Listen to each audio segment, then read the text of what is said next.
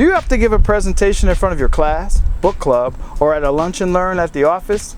Or maybe even a quarterly review or a TED Talk? Well, in this video, I'm going to give you 5 important improv techniques to help you have a captivating opening. Why? Because everything is better with improv.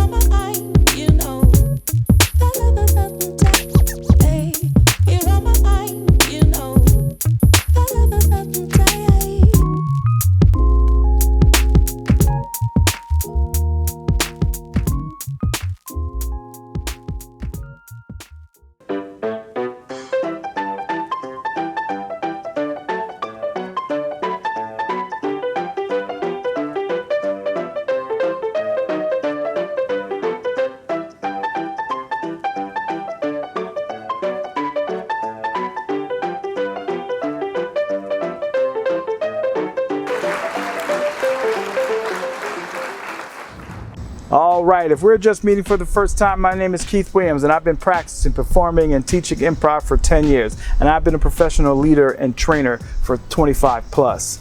So today what we're gonna do is we're gonna cover 5 techniques that'll help you have a captivating opening. And we're gonna use lessons learned from improv. You know, studies show that the attention span is shorter than ever. For a live presentation, the attention span is about 10 minutes.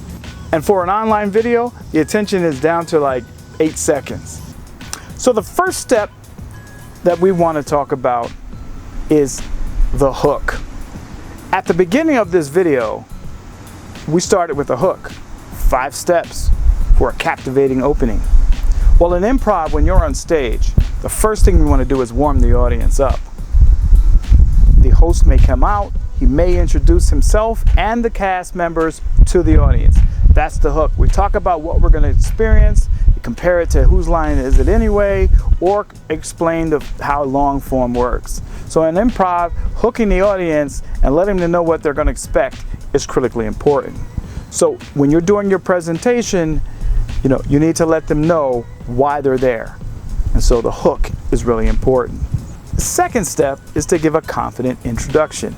In this video, I said, if we're just meeting for the first time, my name is Keith Williams, and that is me introducing myself to you.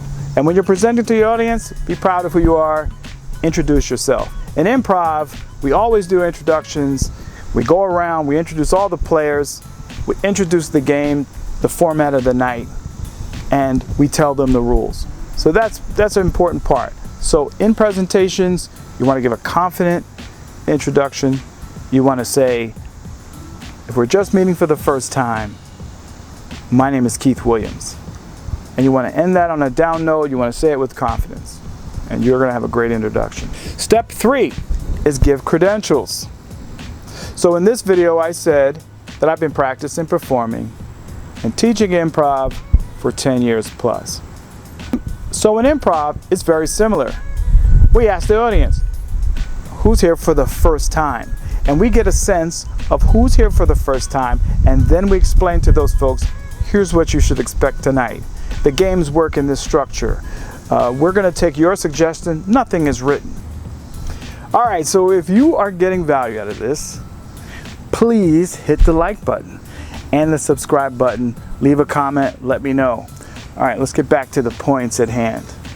Step 4 is sharing your agenda. As I did earlier, I put the agenda on the board about the 5 steps. People want to know what's coming up in the next few minutes. So you have to have an agenda. For every meeting and presentation, you have to have an agenda. So even in improv on stage, we give an agenda of what's going to happen. Hey, we're going to do a bunch of games, and then we're going to have an intermission, and then we'll have a second half, we'll have more games. We may call on you. We'll ask for suggestions. Nothing is written. And then we're going to end promptly at X time, at 10 p.m., or whatever the case may be. So giving an agenda is important because, again, folks have come, they come to see you, they have plans, they have babysitters, they want to know what the agenda is. So when you're giving a presentation, you kind of want to let them know what they're in for. Step 5, give a credible statement. Now in this video, what I said was we talked about attention spans, how short they are and what study shows.